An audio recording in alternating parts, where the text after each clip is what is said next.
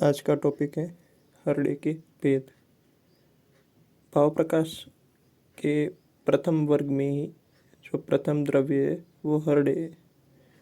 तो हरड़े को हम भाव प्रकाश में सबसे ज़्यादा महत्व दे के उसके बारे में हम पढ़ते हैं। हरड़े के जो भेद है उनका वर्णन आज हम देखते हैं। तो हरड़े के टोटल 7 भेद बताए गए हैं, जिनको हम अलग अलग पॉइंट्स में याद करेंगे। पहली जो है हम उनकी जाति याद कर रहे हैं। तो जाति के अंदर जो 7 भेद है उसमें विजया, रोहिणी, पूतना, अमृता, अभया, जीवंती और चेतकी, इस सीक्वेंस के अंदर ही श्लोक के अंदर जो इसका वर्णन है वो मिलता है। तो इसको हम याद करते हैं, वीर पाजी चेतक पे चले, ऐसे करके हम इसको याद कर सकते हैं। फिर एक एक का आकार देखते हैं। तो विजया जो है वो अलाबु वृता आकार की होती है, रोहिणी है वो वृत्ताकार होती है, पूतना जो है वो सास्थी होती है, अमृता मांसल, अभया के अंदर 5 रेखा, जीवंती सुवर्णवर्णी और चेतकी त्रिरेखा। आकार को है वो उपयोग से याद करना चाहिए। उसके आकार से अब उसके उपयोग को हम याद करते हैं। जैसे विजया है तो विजया नाम पहली बार माधव निदान के अंदर हरितकी के लिए प्रयोग हुआ था। माधव कर के द्वारा जो चिकित्सा का पोर्शन है वहाँ पे पहली बार विजया का नाम है वो हरितकी के लिए प्रयोग हुआ है। ये अपने आप में ही एक क्वेश्चन है। तो विजया है वो सर्वरोगनुत है, वैसे ही सर्वरोगनुत जीवंती भी है।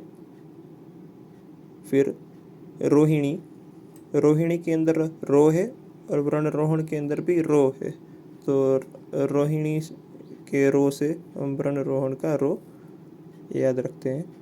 फिर पूतना है, पूतना को मैं ऐसे याद रखता हूँ कि पूतना का जो है लेप लगाते हैं हम जब, तो उसकी गुठली है उसको निकाल के फिर उसका लेप लगाते हैं। तो जो सास्थी आकार की होती है उसका लेप लगता है। तो पूतना का प्रयोग है वो लेप लगाने के लिए होता है। फिर 2 है अमृता और अभया। तो अमृता है वो शोधनार्थ और अभया जो है वो अक्षी रोग में यूज़ होती है। तो ऐसे में इन दोनों को याद रखता हूँ पैर में। फिर जीवंती है, तो जीवंती है वो सर्वरोगनुत, जो ऊपर भी हमने देखा था। फिर चेतकी है, तो चेतकी के लिए अलग से वहाँ पे भाव प्रकाश में बताया गया है कि चेतकी के 5 में से 4 जो है वो उसके अर्थ वो है विरेचक होते हैं। शब्द को छोड़ के बाकी हर एक उसका जो अर्थ है वो विरेचक है। तो चेतकी चूर्ण रूप में प्रयोग होती है और चेतकी है वो त्रिरेखा वाली होती है। अब इनके जो जहाँ से ये प्राप्त होती है, प्राप्ति स्थान जिसे बोलते हैं, वो भी हमें साथ में याद रखना चाहिए। जैसे कि जो पहली जाति है विजया, तो विजया है वो विंध्य में मिलती है। तो उसमें आप विजया का भी और विंध्य का भी वैसे भी याद रख सकते हैं, अलग अलग रखना हो तो। हर एक ट्रिक होती है, उसको याद करने के लिए 2 मेथड होती है। या तो आप उसको सिंगली याद करें, तो 7 को सिंगली याद करना पड़ेगा एक एक के हिसाब से, या फिर आपको एक सीक्वेंस बनानी पड़ती है। वो हॉरिजॉन्टल भी हो सकती है, वर्टिकल भी हो सकती है। लेकिन जब भी आप सीक्वेंस बनाते हैं तो उसमें उसका रेपिटेशन करना बहुत ज़्यादा ज़रूरी होता है।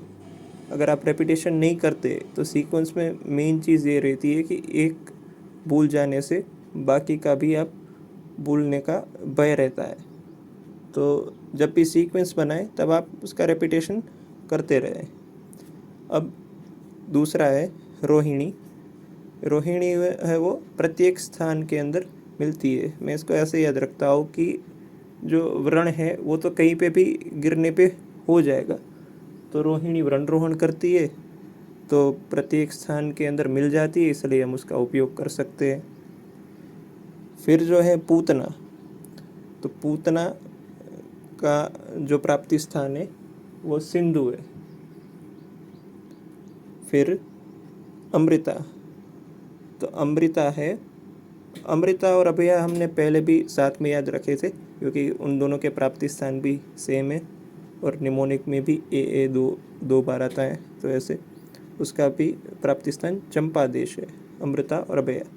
फिर जीवंती है, वो सौराष्ट्र देश में प्राप्त होती है, जीवंती जो है वो सौराष्ट्र देश में मिलती है। फिर जो हमने बताया था चेतकी, तो चेतकी का प्राप्ति स्थान हिमालय है क्योंकि इसको तो छूने मात्र से भी विरेचन हो जाता है, तो ऐसा करिश्मा तो सिर्फ हिमालय की औषधियों में ही होता है, इसलिए इसको याद रखना इतना वो नहीं है, मुश्किल नहीं है। अब मैं वर्टिकल ट्रिक बता देता हूँ। विप्रसी चच समाई है, आप चच की जगह चंपा भी याद रख सकते हैं, विप्रसी चंपा समाई है, चंपा 2 बार आता है।